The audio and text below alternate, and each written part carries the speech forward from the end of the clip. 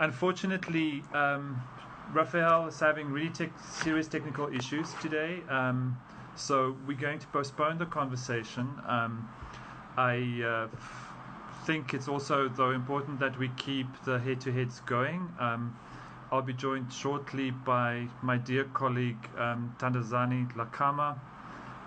She's just kind of like getting ready quickly, so she'll be here in a minute. I mean, I still would love to talk with Raphael. You know, the conversations with head-to-head that started a little while ago was really an opportunity for us at Zeitz MOCAA to kind of create links and think through with others in the field or that in similar situations or a similar context, to think through kind of ways of critical institution making, think of about ways that we can collaborate, how we share experiences and knowledge, and I think that's a really important moment for us to do it. I think the urgencies that has presented itself through the pandemic has also been kind of put extra drive behind this. I know that while we avoid to call this particular situation that we found ourselves in an opportunity, I do think it has presented certainly kind of moments for us to kind of work more closely together. I think more importantly, bringing it back to conversation with Raphael, and when we do the conversation next time, certainly get like times to go into that, but really he's an extraordinary individual that has contributed hugely to, like I said earlier, not only the contemporary art of our region, but certainly of on a global scale, really championed the case for Zimbabwean art and African art in a major way. So his contribution is absolutely extraordinary. I'm going to wait for Tandazani to join us. We have some shared experiences there, and then we will continue the conversation. And I'm just ad-libbing here. If you have any questions for me, or want to ask me anything that you always wanted to ask me, you're welcome to do that right now while everybody's watching. And so here, there is Tandazani, and we're going to go live right now.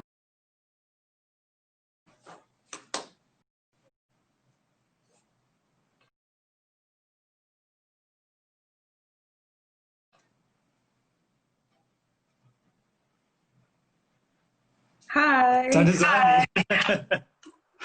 Thank you. You're looking great. Thank you. So are you. No, and I'm sorry, I wanted to put the volume up, but I just the wrong thing. Thank you, Tanda, for joining so kind of last minute. But we wanted to talk with Raphael. I know also that you were a colleague of Raphael's and work quite closely with him at the National Gallery of Zimbabwe. And maybe you can just speak about some of your experiences there. And you also have the experience of working at Zeitz, but a little bit about the context of the National Gallery. Yeah. Well, I'd say really, I mean, I was really excited about today because it was like my former boss and my current boss. But I think it was really great working the 5 years that I worked with Raphael Chikukwa. I learned so much. He was really instrumental in my career. He sort of gave me my very first, at some point I was working in the education department, and he kind of gave me my first big opportunity to curate a show at the National Gallery. I was supposed to co-curate with an artist, and the artist pulled out. Then he was like, well, you've got this much space, go for it. And so he's always been someone who's very encouraging. And what a lot of people, and I'm sure a lot of people within the Zimbabwean art community would agree that since he joined the National Gallery of Zimbabwe in 2010 and sort of returned to Zimbabwe from the UK and other places working independently, he kind of started to do interesting things that really put Zimbabwe on the map. So as many people know, Africa was not really well managed to bring all the right people together to launch this pavilion, and that's just one of the many projects.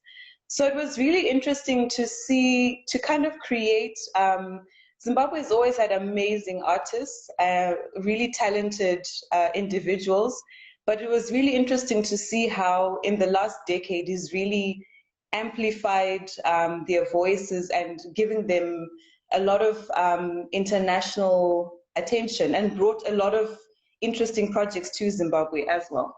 Mm-hmm.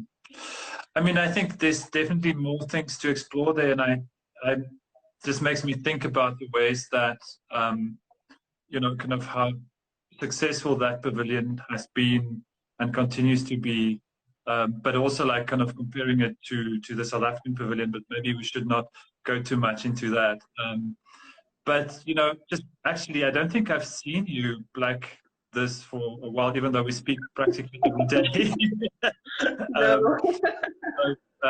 But I also wanted to maybe ask you things that I maybe not, or we don't talk about when we just do the day-to-day things. But I don't know how you've been feeling about the, I mean, we've obviously sitting at the moment within the confines of homes, thinking about an institution that's out there. It's kind of very abstract, I think, for many ways. But how do you keep, I mean, what keeps you focused, and how do you attach what you think in your work at the museum?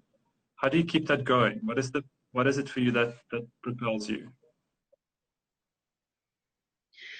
I think, first of all, I think I'm really blessed to be doing what I love, and that's always a good starting point. But I think it boils down to the exciting artists that we are currently working with. And that's sort of what keeps you going, because you realize that you're working on a project that's bigger than yourself, that could, you're creating, or you're part of a team that's creating a platform to amplify a certain viewpoint, a certain artist practice. And in recent times, I've had the opportunity to sit with, talk to, work with creative geniuses.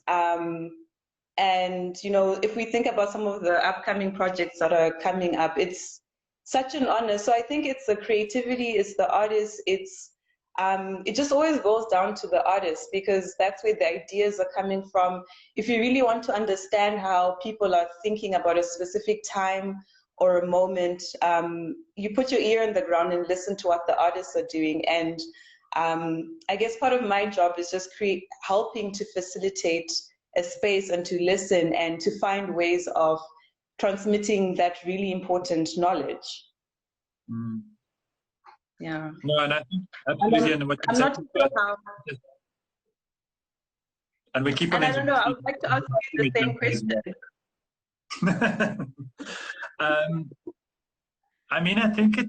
You know, it's been an interesting time. I think also just for this moment to really kind of delve in and think what, you know, it's like this moment of like thinking, what is the purpose of what we do? It's almost like a kind of, I had a bit of that before I came back to South Africa. You know, this kind of existential question almost of like the purpose of what we do as cultural workers, or curators or artists or people work in you know, in our field. But like, what is our purpose at this particular time? I had the, you know, kind of a bit of that period in the United States at the election time, the last elections, and it was like really a big question mark for me about kind of like, there's some very basic questions for me that I think is important to think through. And I'm going roundabout on this in not a very kind of direct way, but I think for me it is also about this understanding that there is importance of what we do, and that we do make a change and a shift in people's lives, and that what we do is important, and that museum. And this last 2 months, we've done a lot of work, kind of thinking about that question, but also like engaging others in that process. And hopefully in this series of questions, something beautiful emerges. And even though it's a very hard time. I don't want us ever to forget that we're in a pandemic and a humanitarian crisis at the same time. But how do we respond and reflect on that is really important at the moment. So yeah, I mean, I think those are some of the things. And it's also, I think this time has given me, on a personal level, it's given me time to reach out to other colleagues and to listen, you know, without, sometimes it feels like you're on a treadmill when it's not locked down. And parts of lockdown, you still feel like you're on a treadmill, just in isolation. But it's given me time to sort of pause and to speak to incredible colleagues who are doing amazing things around the world. Or just to, it's been a reminder that there is such an incredible network on the continent, but also the African diaspora. I've had some amazing, just very informal, no agenda conversations with local colleagues, just thinking about what they're thinking about, and some beautiful ideas coming out of this season that we're in. There's a lot of negativity out there, and sometimes people get upset with me for being overly positive. It's not coming from a place of ignorance, but like the most beautiful things come out of crisis. If you think of the Great Depression, if you think about, I mean, I'm from Zimbabwe. We know crisis. We know economic, political crisis. And so I also think a crisis is a time of inventiveness, but I'm talking to, I mean, I won't name them, but just, it's just been a good reminder that there's so much potential for collaboration, so much potential to not reinvent the wheel, but to just amplify certain voices, to work together, and where each one of us has a gap, because I don't think there's no one who has it all, but where there are gaps, let's work together to fill that. So maybe you have a platform, but someone has got training or writing experience, or has a specific archive of history. Let's work together and not try and do things in isolation. Absolutely. I don't know if you've had similar conversations. Absolutely. And I mean, I think it's actually, you know, the conversation with Raphael would have been my third one in the last 2 months. And before that, I think the last time I spoke to him was at the opening of the thought that I've been having, trying to understand a little bit like why certain kind of closeness and connections and intimacies are now missing and has disappeared for, you know, quite a long time by the way that things are going. A connection, the gathering is gone, but that certain other proximities that's become more close or closer. And so this is a kind of a bit of a contradiction or a paradox that's kind of existing at the moment, that I feel much closer to so many people that I've been distant from, but I'm also kind of separated from those that I love, care for very deeply, you know, kind of, even though they live literally next door. So these are the kind of things that I think is going to be part of our reality for a long time. And I think these kind of conversations are definitely important and necessary. And I really appreciate that you're positive, because I think that is something for many people that's very hard. So how do you keep positive when maybe it's sometimes a little hard for some people? Yeah. Well, it looks like we have a question, but just to try and answer that, I think it's, so I don't listen to, and maybe, you know, someone will shoot me down for that, but I don't listen to the news every day. You know, at the end of the day, you know what you know about COVID, and there isn't going to be any new news for a long time. So I have 1 or 2 days, and I listen to, if it's not art news, but like I'll listen to BBC Africa 1 or 2 days a week, and that's it. The rest is art news. And that's just to protect my headspace. So I think people just need to figure out what works for them. What does it mean? What do you need for you to be in a healthy mental space right now? And obviously I've been so grateful for the 6 to 9 that we've had to be allowed to exercise. I take advantage of that every single day. Even when I don't feel like it, I force myself out and I go for a run. But it's also, again, just thinking about the future, knowing that no crisis lasts forever. And some of the best inventions and ideas come out of crisis. I think sorry, I'm very patriotic, but I'm from a nation where you just make a plan. You don't sit there and cry and lick your wounds. You make a plan. If the world stops, you come up with plan B or C or D, and you make it happen. I love that. It's really, I mean, that's amazing. And thank you for also, like, in the team, constantly keeping that energy going.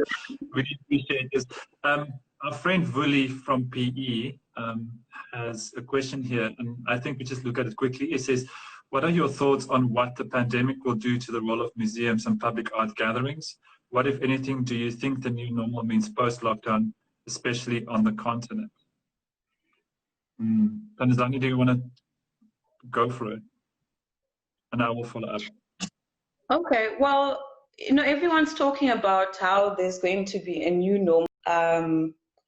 And so already museums are thinking about how to create safe headsets. Instead, they download an app to listen to the audio guide, reconsidering museum didactics and wall text so that people don't have to crowd around the text, and allowing certain numbers of people at a time.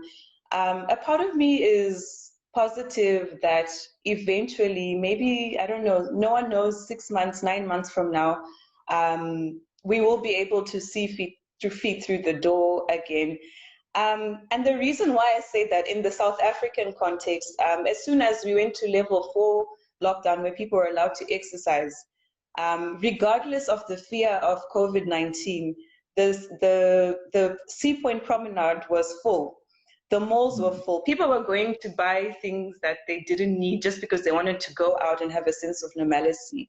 So I think some things will shift fundamentally, but I think they will be, I think there will be a bounce back somehow. My sense too, and I think I want to also almost kind of, I don't think it's only museums and museum places as gathering. It's, it's about the public realm and public culture and how that's shifting or not. I'm also very curious. I mean, unlike you, I've been keeping peeled to the news. I think I'm going to take your advice. But just to say that it's interesting for me to see, like what you say now about, people going to malls. There's also, I think, it seems like people are just rearing to go back and don't care, seemingly. I think it's, for me, really worrying to see the kind of level of how there's little care right now about, certain rules and regulations that's put in place, like social distancing. Some of those are just like disappearing very quickly. But I don't know. The question is, I think it's also hard to understand. Also governed by legislation and all, and that's, I think, going to be maybe where the impact is right now, not necessarily how to entertain, places of entertainment. So yes, I think we will have to see. It's hard to understand. But I think the kind of absence for us that we feel, of course, is not only the kind of engagement with objects, but also the way that we can come together in a space. So, as we've said in many of our conversations, the museum as a site of gathering, which is something that might be harder to maintain going forward. And there's a component that, of course, a lot of people have started doing things online. But a part of me wonders, when you think of conferences and symposiums and important gatherings where we would normally spend thousands of rands on air tickets and hotel rooms and all of that. A part of me wonders, I think we should still obviously have the physical gatherings. That's important. And there's an interesting dynamic or exchange that happens when people gather. But a part of me wonders that in order to increase access, maybe we should always continue having a live element that's accessible online, and just be a bit more intentional about that as cultural institutions. Absolutely, and I think in our conversations definitely something that we would like to expand. But your point is also, I think, in terms of my own travels, on a personal level, I can't remember when last I've been in one place, never mind one city, for longer than 2 months. I think the last decade of my life has literally been on a plane somewhere. And so this kind of opportunity to also kind of sit down as maybe part of that, sit down and be in one space is quite important. But the role of museums, you know, I think we also need to acknowledge that museums and, you know, art institutions and art museums specifically are also going and facing kind of really intense, you know, challenges. And it's challenges of audience, it's challenges of funding and support. And I also think we have challenges of relevance. And that's something that I think where our work is really cut out as well.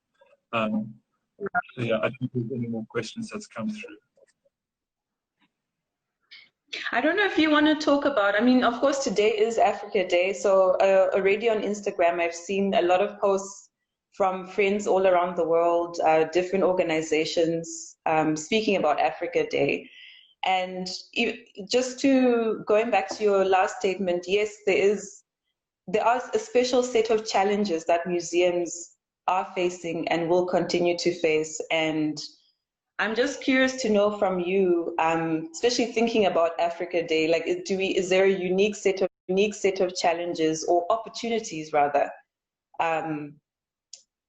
moving forward for us as museums that are on the continent or art institutions? I mean, it's a broad question. I'm not sure if I can answer for as a sector yet, because we have such vastly, you know, different challenges and opportunities.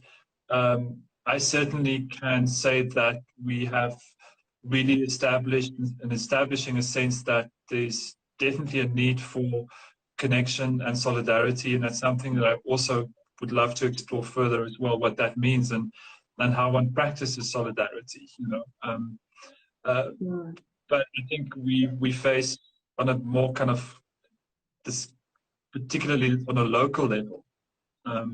And it's not only Zeitz MOCAA that's kind of struggling with this idea of like how we connect with others in our local communities. You know, it's like, you know, the conversations that I've been sitting in the webinars the last kind of couple of weeks, it seems like there's definitely a kind of a reckoning again of like what it means to be located in a very specific place, who your audiences are, how we serve those audiences, and what our relevance is in terms of their lives, and what role we play there.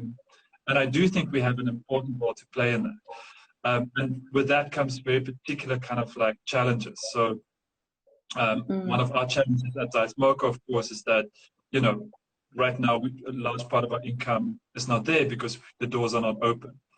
And now for other institutions, they might have support, enough support or government support, but, you know, the set of dynamics are different. Like it comes from other directions. So it's hard to say, but I think there's definitely a desire to connect and a desire to have conversations. I'm sorry, it's a little bit of a roundabout answer to you. No, it makes sense. Vuli has another question. He's like, more on technology and access in our country. You know, issues of access, just when it's not about technology, you know. I don't think we can isolate these things necessarily. I think we need to be very real about how we address this and isolate them. You know, kind of coming to town, the city of Cape Town has challenges. You know, like it had, you know, there's access issues for that, for example. But I do think in a South African context, we also, you know, so much, I'm always referring to our kind of the mobile phone penetration in South Africa is exceptionally high. But our data, but internet data is exceptionally, incredibly expensive. So, you know, these things kind of hopefully at some point we get to a point. So also, where do we move our programming to where audiences have free access? So Facebook, for example, might be part of a bundle. So in that way we talk. I don't know. Those are the kind of nuanced work that I think we have been doing and still will continue to do. But I don't know if you want to also talk about that. Well, there's a follow-up question that is similar. It says, the pandemic has highlighted class, gender, race divisions globally. How do you both feel that your work can help to educate about and to change such divisions? For me, yeah, no, go ahead. No, you first.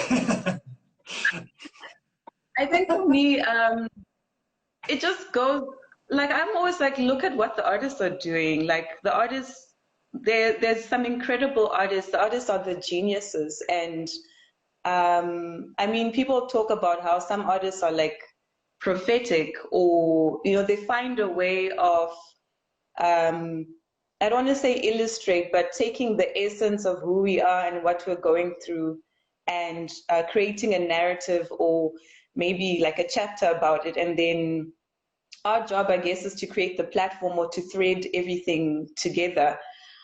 So I'm really interested, and not to say that artists, you know, need to all suddenly be making work about COVID.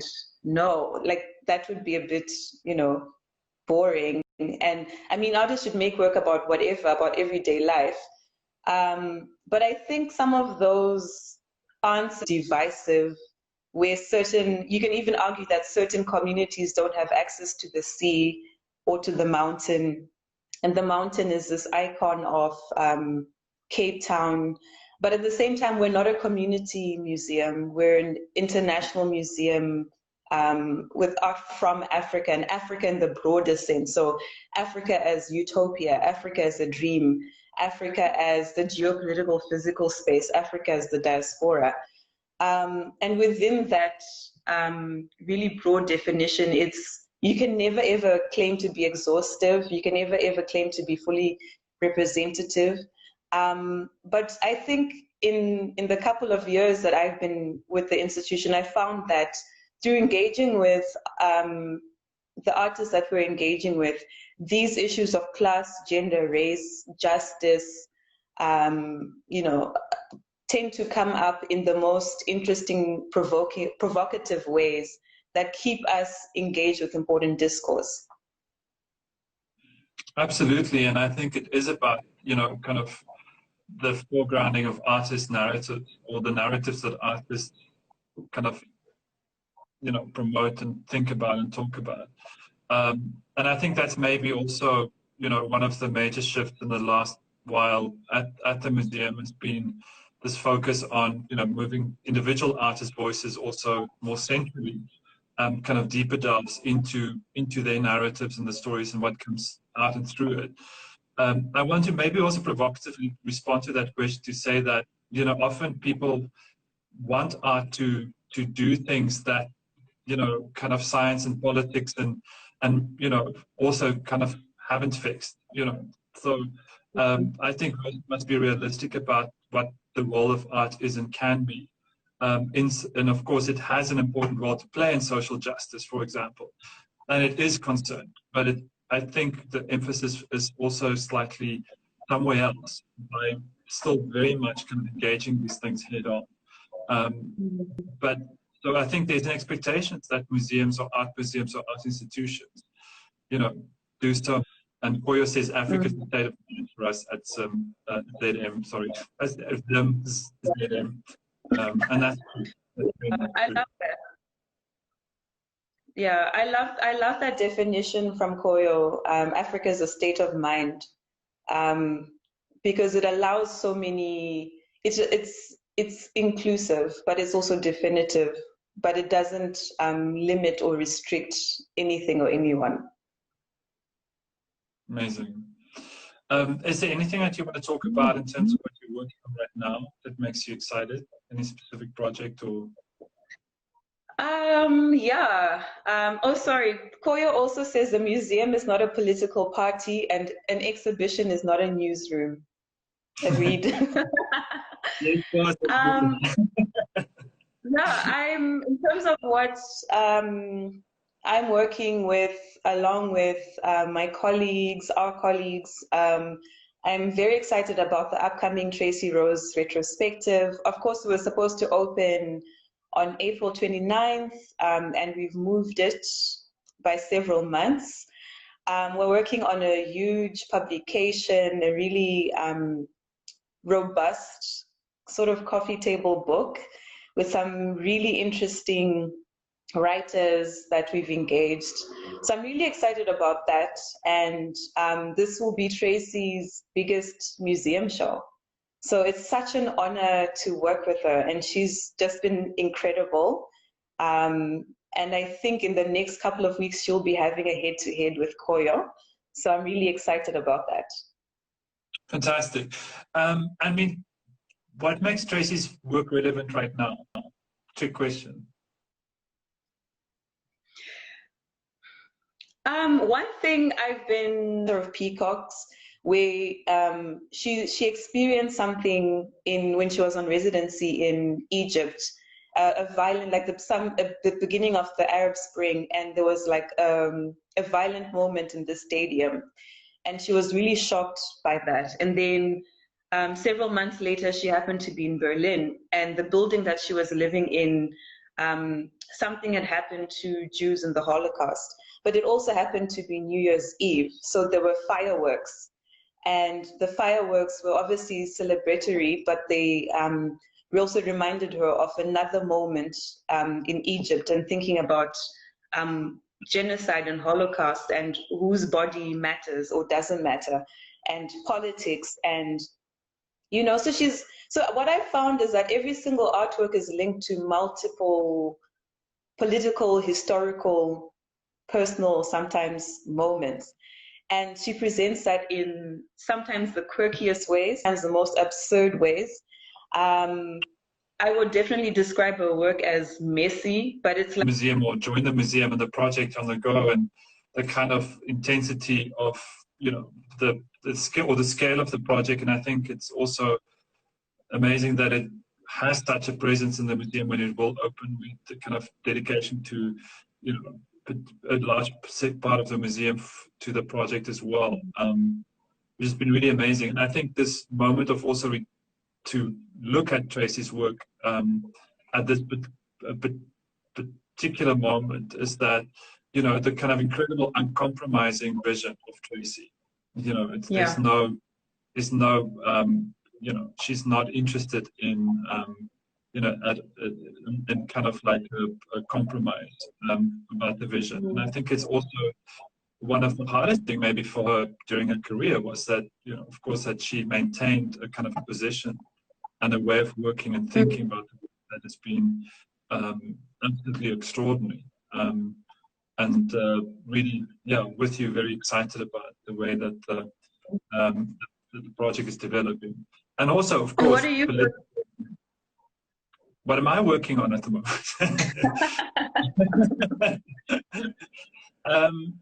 You know, I think it's for the kind of work for me that has been, you know, really been going, was also thinking around, you know,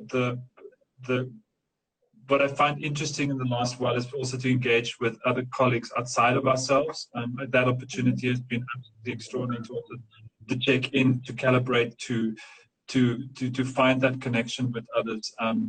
And then also finding kind of an incredible, you know, reciprocity for that kind of gesture as well. And that kind of connection has been really powerful. And I'm also very excited to be working with the team on the project, a project with Tandazani Dhlakama. Which is exciting. This will be Tanzani's first museum show.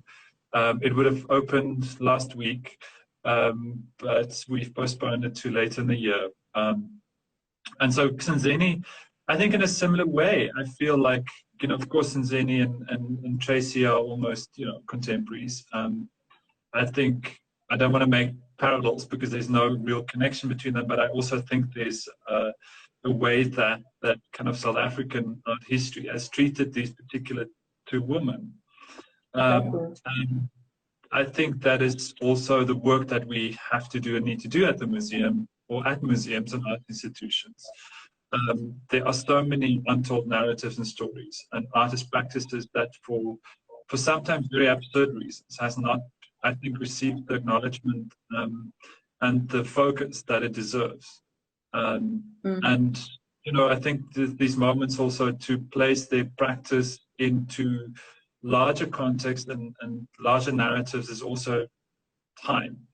Now both Yeah. Zeni and Tracy has worked also very much within an international context. But yeah, it's kind of like this time of really thinking about Zeni's work, the performative, the more place with kind of life and work and art and performance completely blurs, a kind of a dedication to practice. And she's also going to be one of our conversationists later in the series. So I'm also very excited to pick up that engagement with her. But also with Zeni, looking at the kind of notion of waiting, of a pause, but waiting also as something that becomes almost a part of protest in a way. So really kind of new conversations happening with other members of our team. So very excited about seeing that project through. Yeah, it was really nice the other day when our colleague Tammy was speaking about as in waiting for Kabanye in Zeni's work and the waiting period that we are in right now in South Africa and other parts more fully. So it's been really interesting thinking about Zeni's work through this time. Absolutely. And this kind of projection that happens at the same time as well. So I think there's some really exciting things ahead. Yeah, I don't know if there's any other questions or observations for us. I actually wanted to ask you, Storm, as someone who's worked extensively outside of the continent in Berlin and the US with artists from everywhere, but from South Africa, do you find, and we're about to host 2 exhibitions, Tracy and Zeni, 2 powerful local artists, women artists, yay. But do you find that there's a celebration of some artists, South African artists are celebrated more internationally than at home? And does that matter? Maybe it was a little bit of the case. I don't know. It's a complicated question, and I'm almost like I'm going to go out on a limb here a little bit. So thanks, Tandazani, for clearing me up. I think that, how do you say this? So much of our kind of artists that has, and rightly so, received international recognition has been on the back of a very kind of sophisticated art market system, okay, that has been positioned in a very particular way. And so, it's been really a kind of direct correlation there. And I'm not saying there's wrong. But also there has been artists that has fallen outside of that kind of system that has not gotten recognition the same way. South African artists are very prominent internationally. The work is really, really well received. In general, the South African artists that I've worked with, both in Berlin and in the United States, and often with also introducing artists for the first time to kind of audiences where that was shown, has been absolutely extraordinary. I know that the work that's made here, and by extension, not only in South Africa, we know that. But also, I think that should not necessarily be the yardstick for what is important. I think we need to shift that completely. I think I've not misquote Kuyo, but we said that also this cause has been hijacked by the market. We also need to shift it, and that's our responsibility too.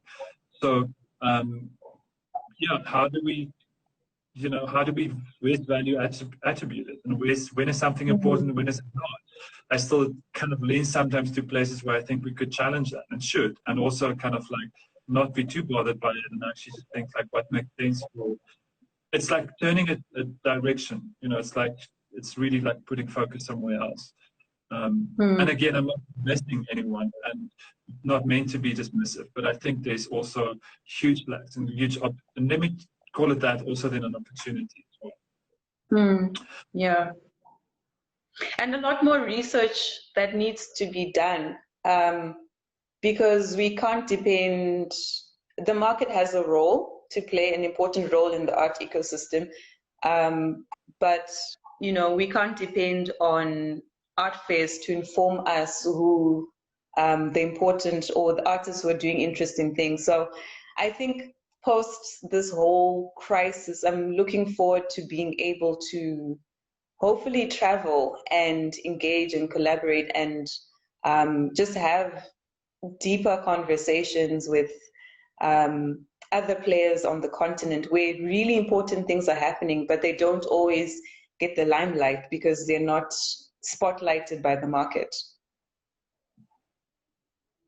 And I just thinking now, I'm going to get in trouble with, we're going to get in trouble with our friends in the art market. No, I mean, everyone has a place, like I said. It's an ecosystem. We need everyone. Yeah. So kind of, there's a question from Koya and then one from, hold on a second, Pokeng also. But I just kind of like want to, like abroad. Yes, exactly. This is kind of like, we need to, sorry, I didn't mean to do that. Pokeng asked if you could be president of Africa for one day, what would you change or make happen? Sorry, I'm plugging in. Okay. Sorry. Yeah, you want to answer that first? If I could be president of Africa? It's a crazy question from our colleague. Okay, yeah. If a white guy become the president of Africa, I don't think it's going to work. So, but what I will do, I'll demolish all the borders. Okay, how's that? Yeah. And back up. So yeah. And I think if I had any sort of political influence, I would make sure that Department of Arts and Culture or the arts sector is not the last child to eat. You know, it's always like when it comes to government, in a lot of African countries, you know, art is the last one.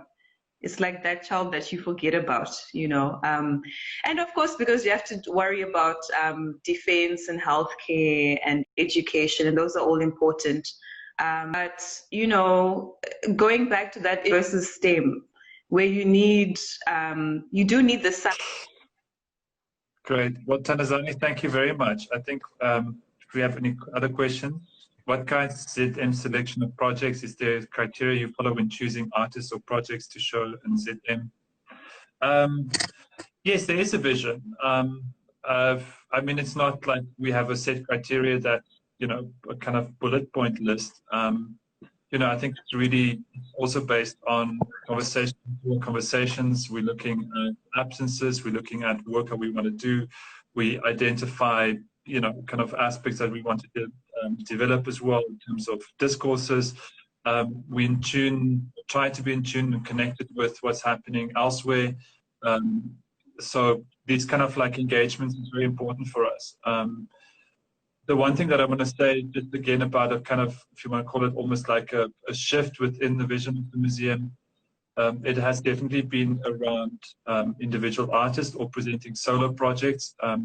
Not to say that, you know, group exhibitions is not something that we do or would be interested in, but that it is about really the opportunity to go more in depth. And I said a bit of a repeat, but just want to reiterate that the kind of engagement with individual artist practice or solo exhibitions to really go in depth, to uncover, to bring things to the fore that might have been overlooked, and that we think about it as, you know, development of discourse as something quite specific and less generic. And why I'm saying this is also it comes from a belief, and it's again a vision from our director Curator, that is based on the fact that so many of the discourses around contemporary African art has been very generic, kind of like exhibitions, especially those that didn't or doesn't take place on the continent. The kind of broad sweeps of generalized kind of like looks at identity, or not to say that's not a kind of opposition to, or a kind of moving away from. Let me rather call it that. And it's also not something that, and I also think in terms of criteria, what that means, it's also not something that's set in stone. I think one needs to think about institutions as something that constantly evolve, that we are a very young institution, and that those kind of developments will also kind of like shift and change as time change. And this particular moment in our history is an example of that. And hopefully we have the ability, also going forward, to move quickly and to be nimble and not to be too institutional and are kind of like set in our ways. So to stay kind of adaptable, and it's hard for institutions to do that, because what institutions want you to do is to become more stable and more reliable, more kind of solid. So it's an interesting kind of balance that I think one needs to do, or play, or kind of find. And maybe play is a little bit, is the wrong word, but maybe play is also involved here too. I think a completely roundabout way of answering that question.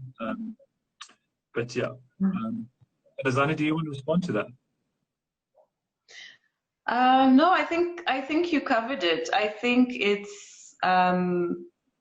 it's looking at the absences, like you said, and looking at alternative narratives, or giving space to something, ideas, or I guess philosophies or narratives that have been downplayed, and trying to do things differently. And that will always look different. And I think the onus is on us to try and be flexible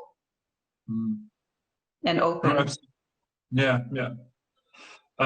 Somebody said, how does our current lack of access address broader aspects of access to contemporary art field? Will we continue these digital connections post-lockdown? I mean, we spoke about it a little bit before. I think our position is that, we want that the engagement with objects and space by people is important of the experience of what we offer as artists and as museums and art institutions. And that we want to celebrate that and create that space. But I have also found, Tandazani, I don't know what you articulate that a little bit earlier in our conversation, that there's aspects of this that are actually really good, and that's actually been very positive, and it's actually made us think a little bit more strategically about how we present and engage, and how we publish, for example, too, and how we be, to not be so reliant on to think that our only audience is the ones that come through the doors. They're very important, but I think now it's an opportunity for us to widen and open up in other ways. So that's definitely been a kind of a learning curve for us, that we kind of really excitedly are jumping on. And I think we are internally as a team, we're constantly talking about this idea of access, which is great. I think we need to continue kind of self-reflecting and thinking about what access is, because there, of course, locally, there's psychological barriers where, historically art institutions were for a very specific type of person. So how do you undo decades of history so that when someone walks in, they don't feel intimidated? But also museums are, not only here, but in many places, a lot of people feel that museums are intimidating spaces. So how do you create a more welcoming environment, even outside of lockdown? But how do you ensure that people who may live in a different area code are able to come? For example, some studies show that the average museum goer lives within a 20-mile radius. But how do we reach people who maybe don't have the train? But, I think to endeavor to create more and more access is a good thing. Absolutely. And I think just what you're talking about, intimidating spaces, we also, and there's ways to do that, to also break down those perceptions. And it will require some radical action also. And kind of new initiatives that not, we have to also relook at things completely, almost unattached to what was before. and I'm not only talking, I mean, of course, there's certain physical things that we deal with, like a building and its location and the way it's, you know, kind of designed at the moment. But those are also things are malleable, and things can change. So I think we also have to apply into ways, and we have, I feel like, you know, certainly in our conversations in the last 2 months, we've really attacked this in kind of very important ways. How that realized and become reality, of course, it's now quite abstract but at the time, by the time we open, and I hope other institutions are doing the same work too. I think they are. You know, some of those that we have kind of like, you know, tapped into or kind of engaged with. But that's a core question for me. And I think also for leadership at the museum, it's like, how do we make this place? How is it home? And when is the museum a home? And all this kind of like intended, you know, kind of configurations and associations as well. Yeah, yeah. So I'm trying to see, keep on like kind of pausing this thing by looking if there's any question. So there's a question that says, is Zeitz MOCAA planning any offsite shows while museum is shut in the public or available for all? Not at the moment. There's some plans for, you know, that in the future further down. But right now we've had, you know, partially also because of necessity, you know, there's just we had to rationalize all expenditure in terms of new projects. So everything has been put on hold or, you know, kind of postponed. I mean, I think what is the most scary thing for an institution, of course, or anybody right now, possibly in this situation, is that we don't know how long things, or when it gets, you know, when it shifts and changes. So it's a combination, and I don't know how you've experienced this, Tandazani, but this kind of weird thing of like pushing towards something, like we're so driven to produce and have things made and done, and then also like having to wait, like this kind of like two-way thing, constantly back and forth between the stuff. So the kind of planning process is incredibly complex. So the plans that we made 2 months ago is different from what we did a month ago. That's different from what we are busy right now. Of course, some modeling right now is helping us, but it's not also the practical things. I think also like we're also adjusting to the kind of psychological state that we're in, the kind of the fact that we're in a health crisis that has impacts on people's lives in very direct ways. So navigating that, the kind of economic issues that's layered on top of that, there's no quick fix. And I'm sorry if I'm getting off on a tangent here a little bit. I can't even remember what the question was. But so for us to think right now, like doing things is it's complex. It's just like, it's really, really interesting challenge right now. I think the idea of having things in the public at the moment would be also very powerful. I think, not to say that it's not an important aspect.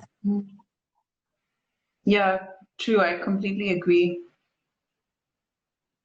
Well, I think, Tandazani, thank you so much for jumping on this call with me at such short notice. I appreciate seeing your face. Yeah, no problem. And his apologies as well. We will definitely figure this out and reschedule and advertise and let you guys know. But thank you so much for tuning in. Please keep on commenting. Thank you for joining. And we'll see you all very soon. Thank you so much. Bye. Thanks, Tandazani. Bye.